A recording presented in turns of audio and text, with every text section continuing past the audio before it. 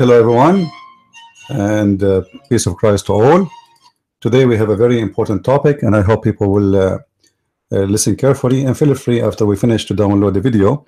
Usually it takes some time before the video is ready to be downloaded from YouTube, maybe 20 minutes or 30 minutes, depending on how long the video is. But just to let you know, feel free to download my videos and repost anywhere you wish. As long as you mention that this is a video, where you get it from and the link, and if you don't mind if you post the donation link too, so people they can support us.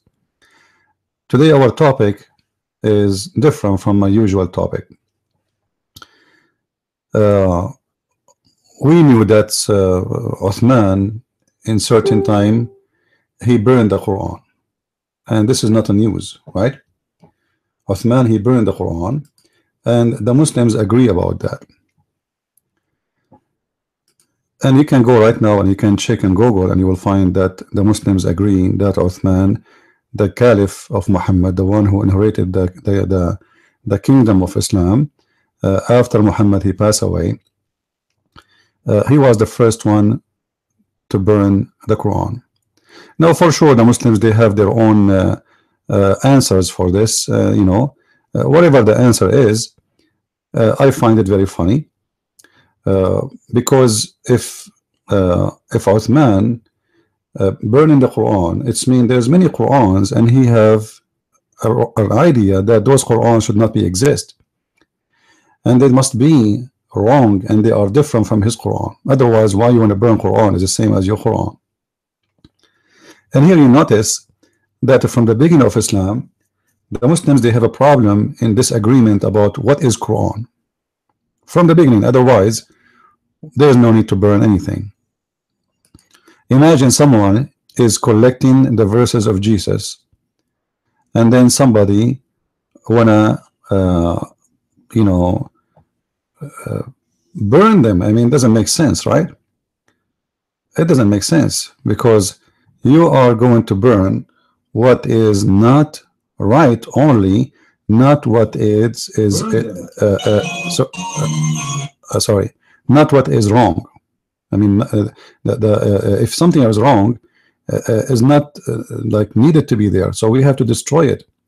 So when Uthman he did practice burning the Quran, obviously he have a problem with this Quran.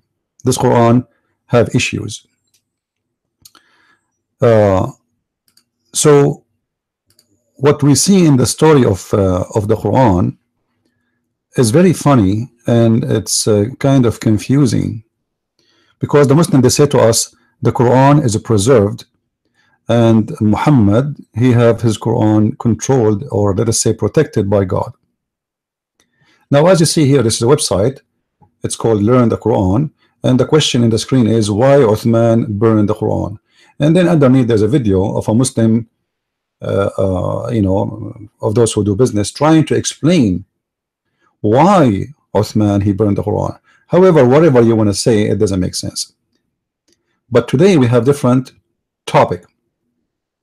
It's about burning the Hadith. Not only they burned the Quran, they burned the Hadith too, and that makes it more funny. You know, there is tons of hadith. I wish you guys you speak Arabic, because those hadith is really fantastic, and you know, the more you read them, the more you laugh, and the more you wonder what is the problem with this religion. So I have a collection of hadith in front of me, and I will mention the reference one by one. However, here Aisha, she said, I will translate for you if you don't mind. If you speak Arabic, you do not need my translation, you can read on the screen.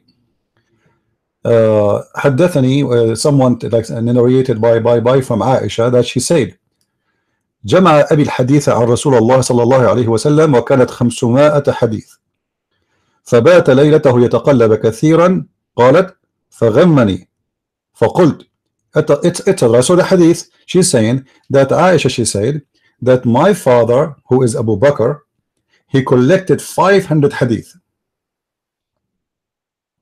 And those are all the hadith about Muhammad. He have 500 collected by Abu Bakr.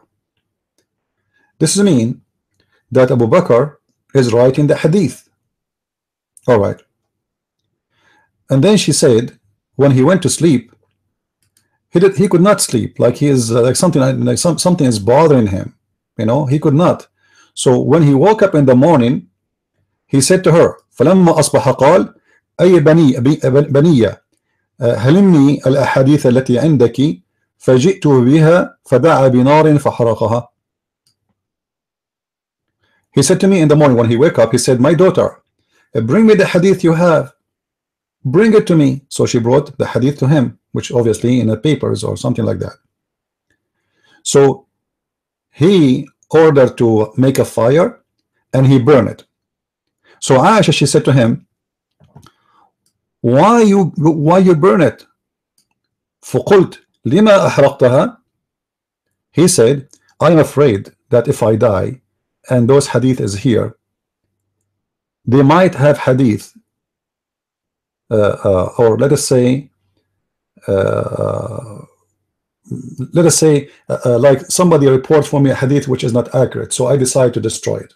He's afraid that of those hadith, not all of them they are true.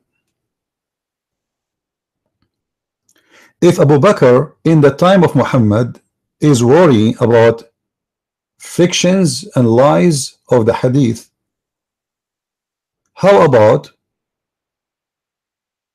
someone collecting the hadith 300 or 400 years after Muhammad? You know what I mean? If this is happening in the time of Muhammad, like just Muhammad, he died, those are his companions, you know, they are after him. If this is happening right after Muhammad he passed away,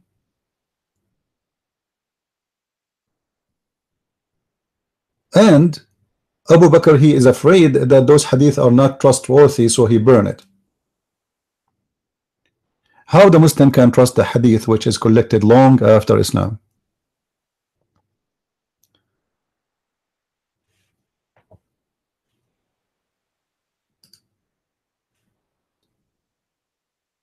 In different hadith, it says that Umar ibn Khattab, first we spoke about Abu Bakr, now we are talking about Umar ibn Khattab. This is the book Musannaf Abdul Razzaq, volume number 11, hadith number 20484, page number 258. Umar ibn Khattab, he said, I wanted to write the hadith, which is the sunnah of the Prophet, which means the practice of Muhammad. So I consult with the companion of the Prophet, and they said to me, write it. And he was thinking about it for a month, as it says here, for a month, the whole month he's thinking about it.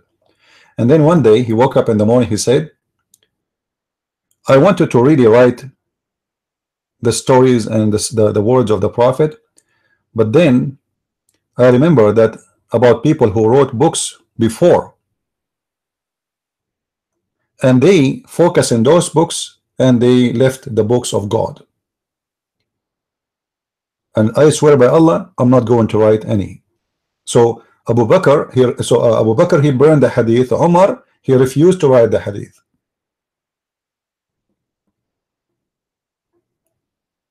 Okay, so how the hadith is collected then? Those are the first hand, or let's say the first generation who live with Muhammad. They are rejecting to write the hadith. They don't want to collect the hadith. They don't even want people to focus on the hadith.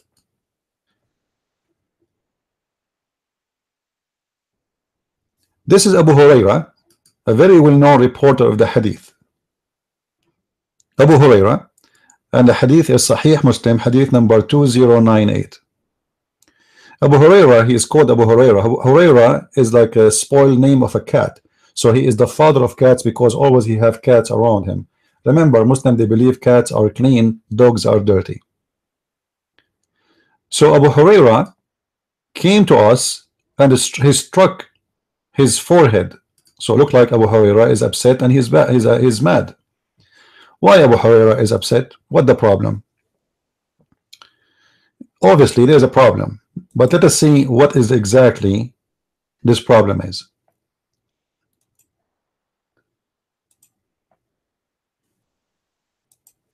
You will see with me here, he says, behold, you talk amongst yourself that I attribute wrongly to Allah Messenger. So what's happening here? In the time of Abu Huraira,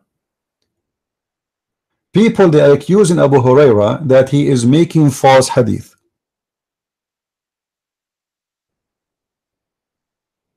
He's making false hadith.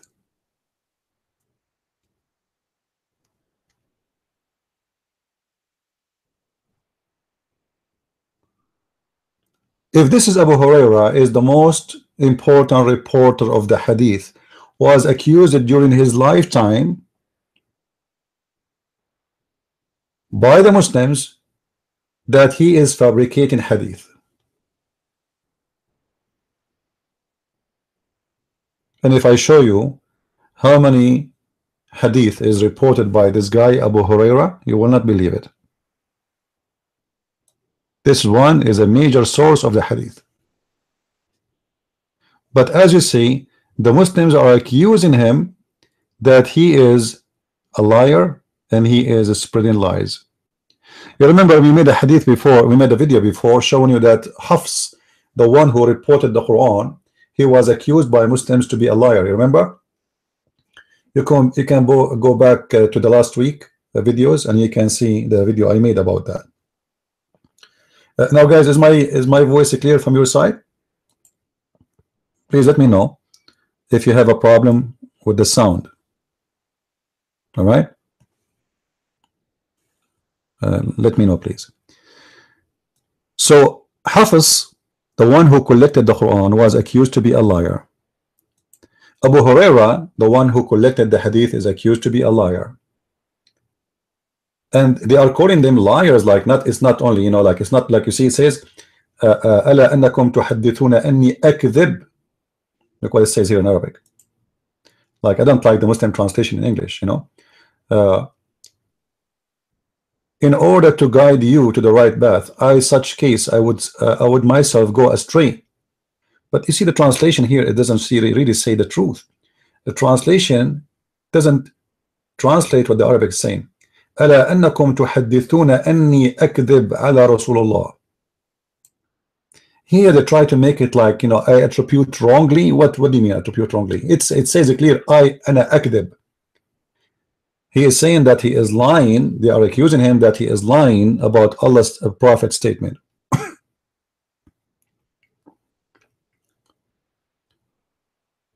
Then we need to ask ourselves, Uthman burned the Quran because the Quran is not matching. Abu Bakr burned the hadith because the hadith, he's afraid there's a lot of lies in it. Umar ibn Khattab, he refused to write the hadith because he's afraid that people, they might focus in the hadith, forget the Quran. Abu Huraira, one of the major reporters of the hadith, accused by Muslims in his time, in his lifetime. And remember, this is a companion of the Prophet. This is the guy who Muhammad asked him, if you remember the hadith, do you know where the sun goes? He said, the Prophet, you know better and Allah know better. So Muhammad, he said to him, the sun every day goes and sit and in a murky water. And for sure this is a true hadith because this is matched with the Quran. But as we see here, he is accused of being a liar and he is accused to be a fabricator of the hadith.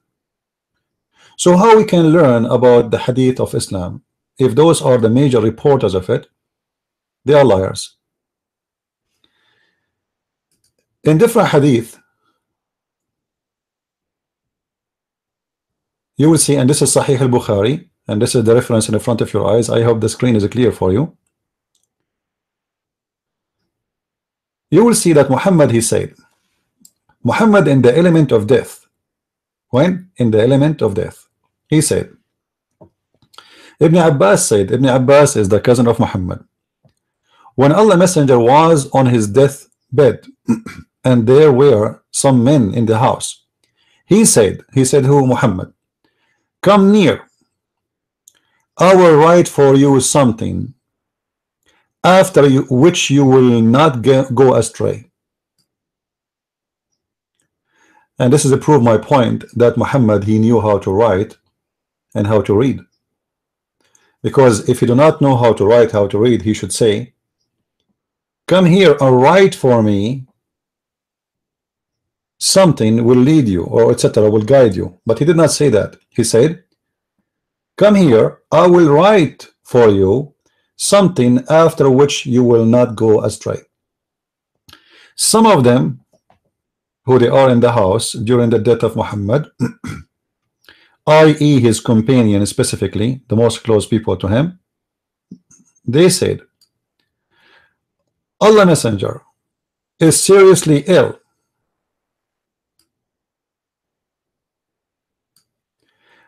And you have the Holy Quran. The fact, the one who said that, it was Umar ibn Khattab.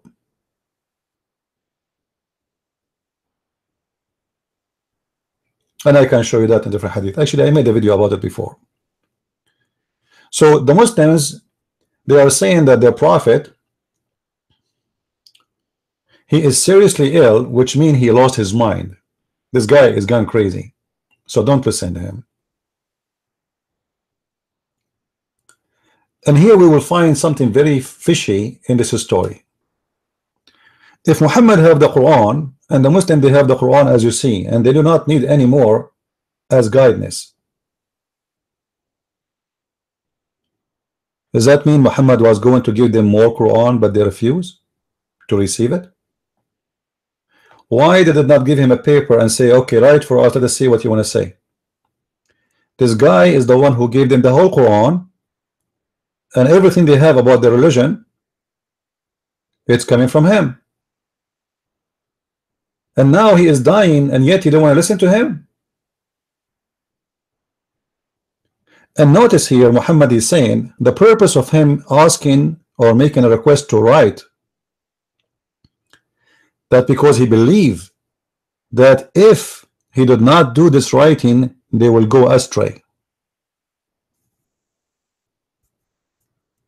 So the Quran is the book of who? To make it simple, if the Quran is the book of guidance of Islam, and if Muhammad saying without this paper I will write for you, or whatever he want to write, you Muslims will go astray, it means the Quran today is a lead of astray. Because as you see, the one who's saying that, not me, the one who is saying that is Muhammad himself, is saying, let me write for you something after which you will not go astray. Muhammad already, he knew the Quran is there, and he is the one who brought the Quran anyway. So there is no way the Quran maker, he do not know that the Quran is there. So why he is saying, if I don't write to you, I need to write this to you, he is worried about them. If I don't write this to you, you will go astray. The Muslims accuse their prophet to go crazy, and he lost his mind.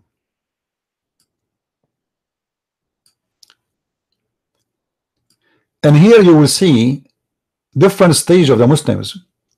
You see, when you are a king and you are powerful and everybody fear you, and then suddenly you are in the bed dying, and then everybody almost is spitting at you.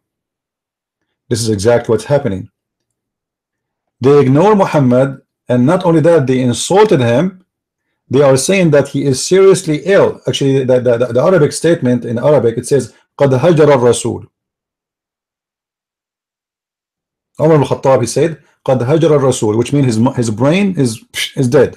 He's like speaking stupid things.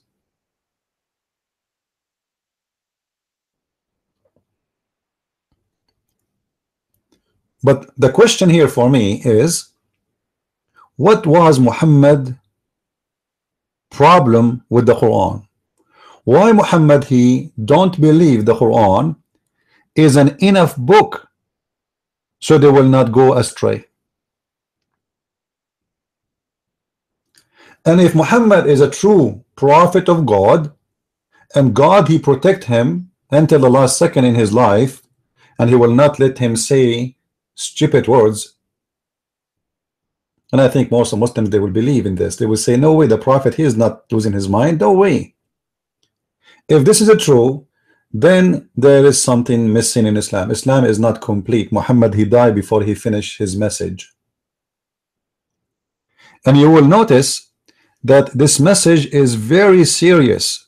It's not just like, I want to tell you something I forgot. No, he is saying it clearly that this message is the only way to protect you from going astray, as you see here.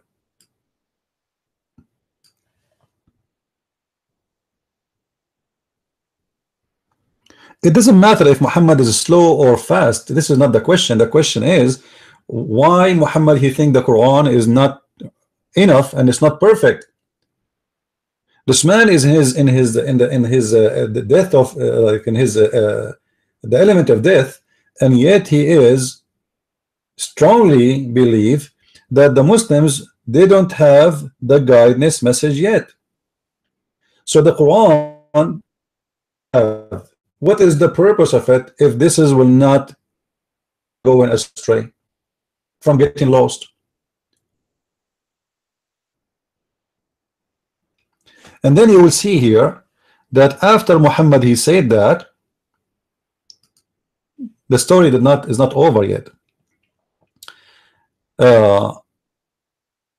So the people of in the house, they like they have different opinion about this issue, you know, as you see here.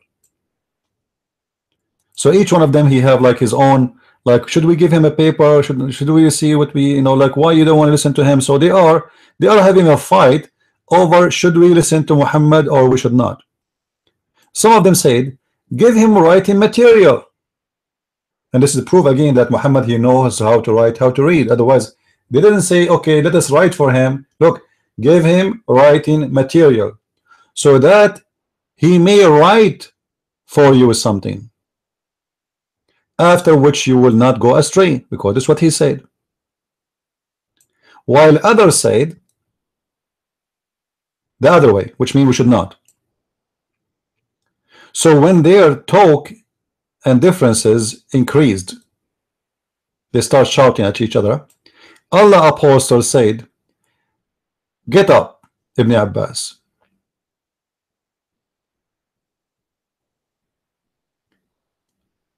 Used to say, no doubt, it is very unfortunate, a great disaster that Allah Messenger was prevented from writing for them that writing because of their differences and noises. Do we have any Muslim have an answer for this?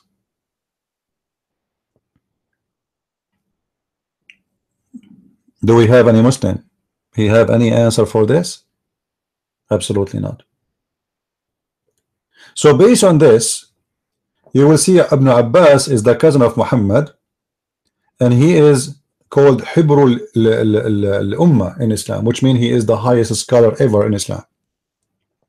He said that it was a disaster, a great disaster,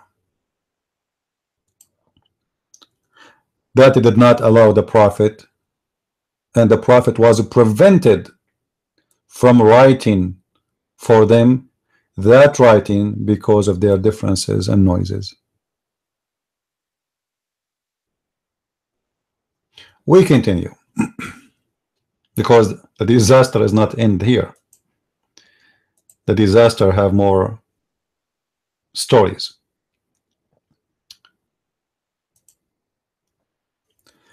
We know the story about the goat who ate the Quran, and you know that this story is correct, is accepted, is sahih.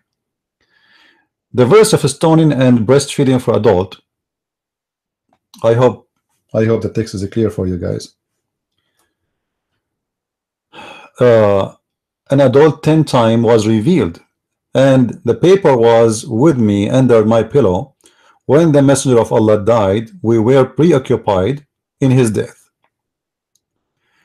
and a tame sheep came and ate it. All right. So what happened exactly here? Aisha reporting that there is an incident where obviously a goat ate the Quran, and those verses of stoning to death, and this is true until now. Actually, you can ask any Muslim, do you know where we can find those verses? He will say they are not in the Quran. Okay, question, why they are not in the Quran? What happened?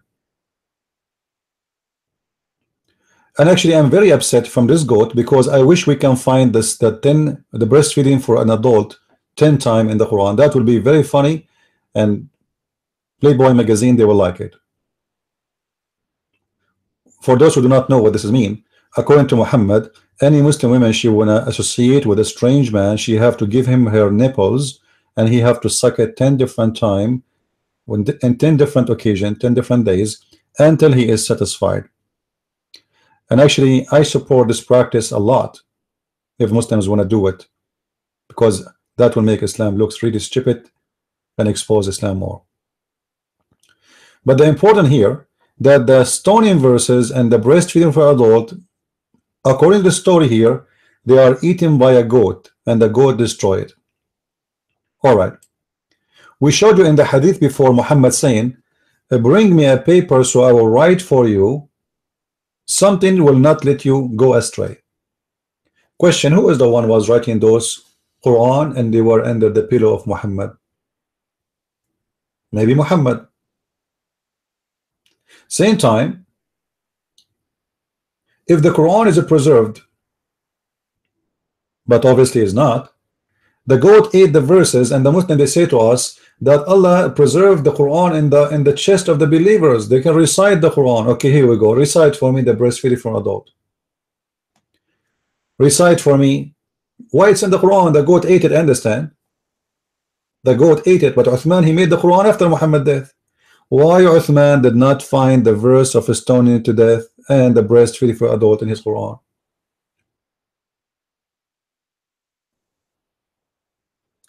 Let us continue. And again, I am very upset from this goat for what she did, because now she destroyed a very important proofs in the Quran.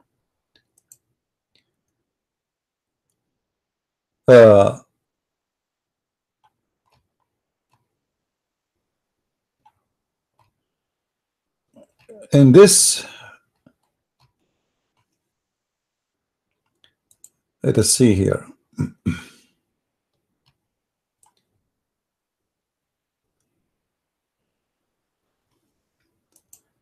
In this story here, at Tafsir al-Kabir, and we can find it, this is written by a very important a scholar, and the Muslim, they claim that he is a big scholar, but the fact, I believe he was an atheist, even though he wrote a book of tafsir. However, this whole story is not only written in his book, it exists in many books. But just to show you what happened here.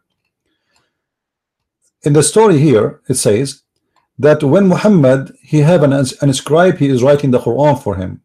In this story here, Muhammad, he have a person who is writing the Quran for him. His name is Abdullah ibn Sarh. And when he was reciting Quran for him, and Abdullah ibn Sarh, he was writing, Abdullah ibn Sarh, he suggests to Muhammad to write the Quran in different way, which means he changed the sentence. And he is the one who said, based on this story, فَتَبَارَكَ اللَّهُ أَحْسَنُ الْخَالِقِينَ, blessed be Allah, the best of the creators. You will see here it says, عن ابن عباس قال لما نزلت هذه الآية. So Ibn Abbas, he said, when this verse came down, all right, what happened? فَتَبَارَكَ اللَّهُ أَحْسَنُ الْخَالِقِينَ, Blessed be Allah, the best of the creators. And here we have a question about how many creators there is. I thought there is one. The Prophet said,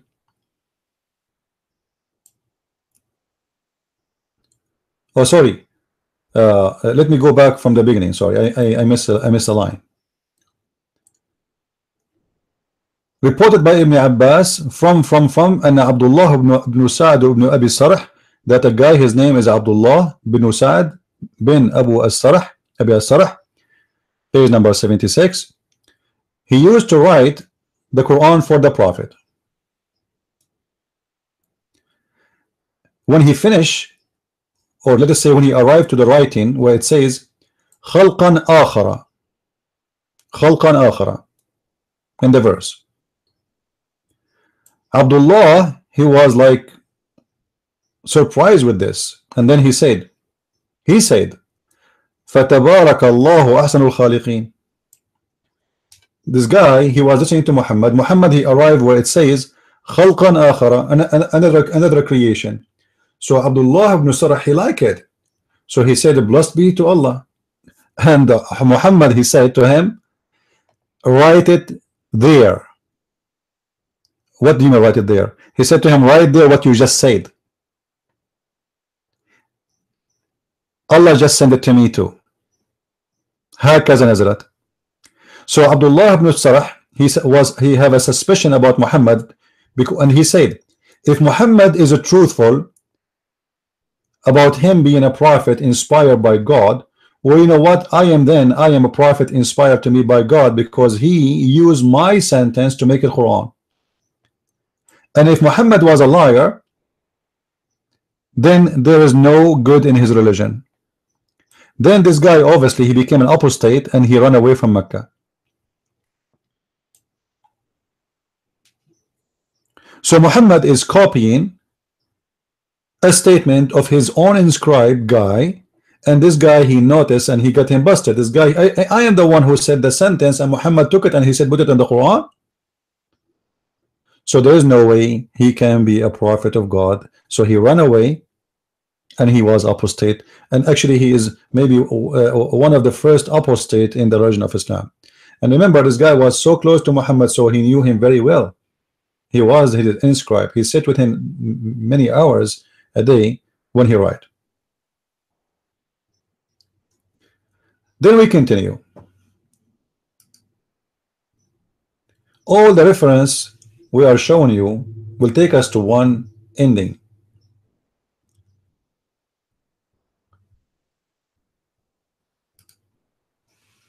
In chapter 75, verse number 17, you can read any translation you want. Allah in the Quran said, supposedly Allah is talking, that it is on us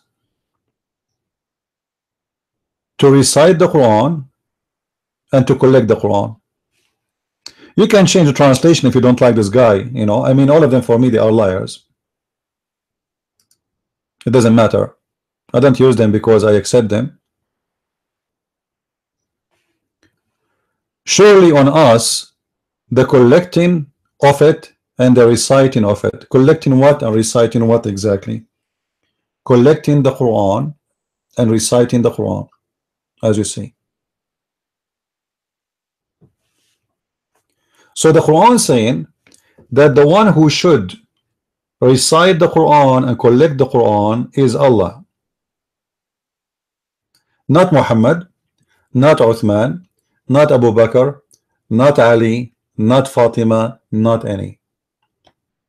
And we showed you that the Quran was burnt, the Hadith was burnt, Abu Hurairah was accused to be a liar, and Muhammad was accused to be a madman lost in his mind when he said he wanna write additional things for them so they will not get lost. And the goat ate the Quran, and yet the Muslim, they are saying to us the Quran and Islam is protected by God.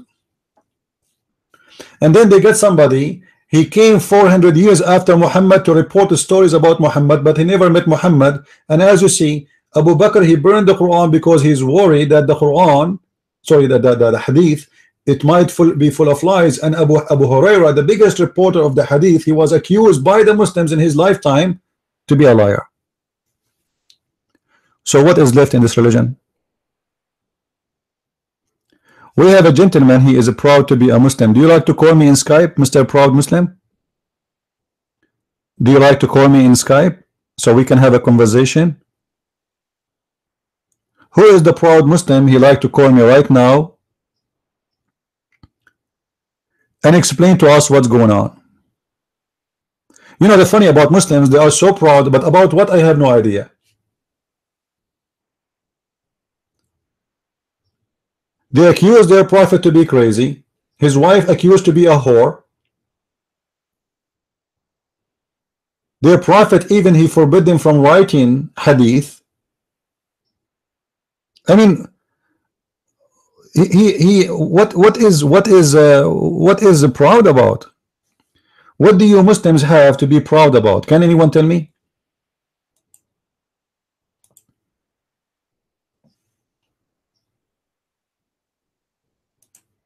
Any Abdul?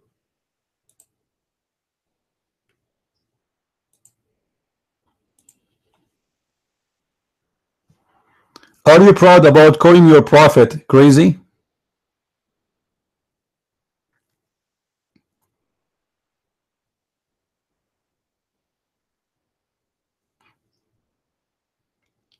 Anyone have a question? Please let me know. If you guys have any topic you want to ask me about, we have, you know, you will see the link underneath in Patron website. You can contact me there, or you can go there too, and you click at Facebook and you can send me a message if you have a request to make a video about something or answer a question about something maybe we did not cover yet. Please let me know and I will be happy to answer you. But as you see, you know, the Muslims, they are proud about really nothing, and they have no idea what their religion is about. I never met a Muslim, he knew really what he's talking about. There are people who repeat, copy paste. Even their question is copy paste. Nothing there is real. You go and talk to any Muslim, you will find all of them, they have the same question, which is not even his own question, to the point he cannot even recite the question correctly.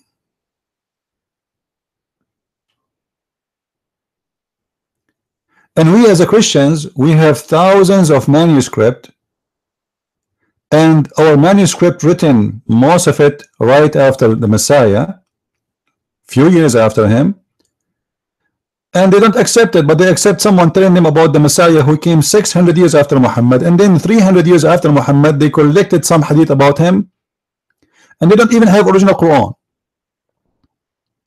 which means there is a distance of more than 1,000 years before what is written about Jesus in Islam and about Muhammad. 1,000 years about Jesus and 300 to 400 years about Muhammad, and yet the Muslim, they have no problem to accept it with all the things we just showed you.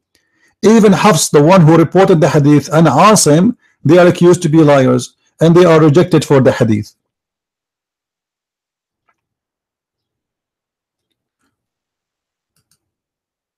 I advise you Muslims, if you like to learn and read more, you can go to Amazon.com and you can type my name and you will find a list of my books, and feel free to read them. Maybe you will wake up and see the truth.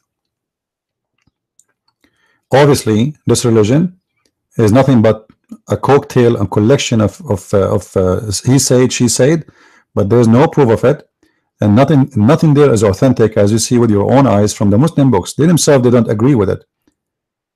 They themselves, they accuse their prophet to be crazy, and I believe Muhammad have a mental issue. As you remember, Muhammad, he imagined himself having sex, but in fact he never did. The hadith says the prophet, he imagined himself he has done things, but in fact he never did. I mean, this is a clear sign that Muhammad having or suffering from mental issues? And this is why I say to the Muslims, how authentic Islamic books is.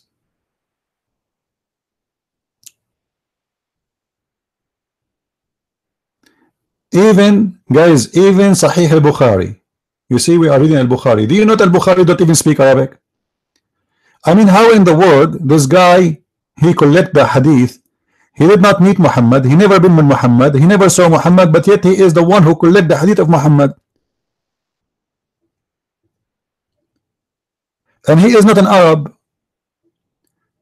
And according to many Islamic sources, that he don't even speak Arabic. Muslim, Sahih Muslim and Sahih al-Bukhari is written by two foreign guys who they are not Arab. They never been with Muhammad, they never saw Muhammad, they never heard Muhammad. How Abu Bakr, and we showed you the hadith, Abu Bakr, he have 500 hadith of Muhammad, and how al-Bukhari, he have tens of thousands. The one who spent his day with Muhammad, he have only 500 hadith, and the one who never been with Muhammad, he have all those hadith.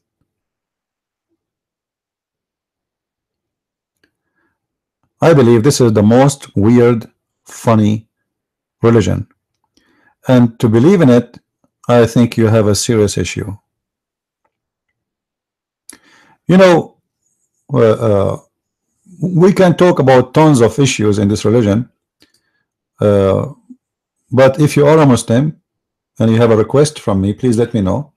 I'm not against you as a Muslim, by the way. I feel that you are a victim, and you have, you know, your guilt is just because you are born in a Muslim family. It's not your guilt. I mean, it's not your fault.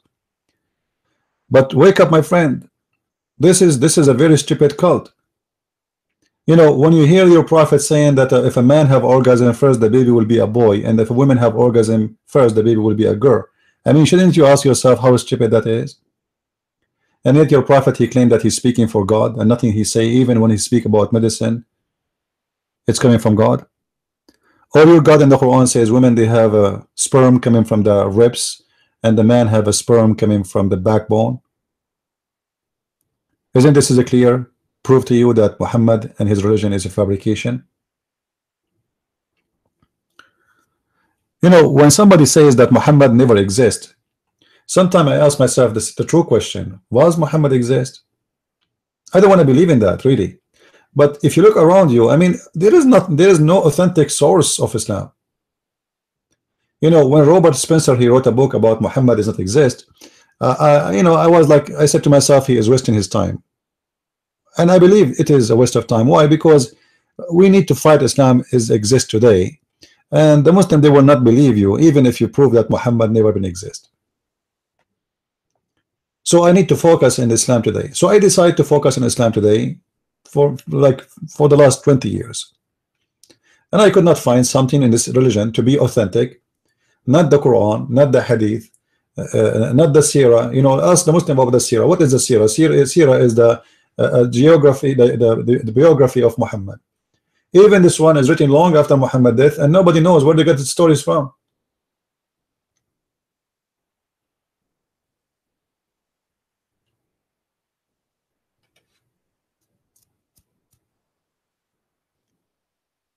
So I don't know how a Muslim can believe in this religion.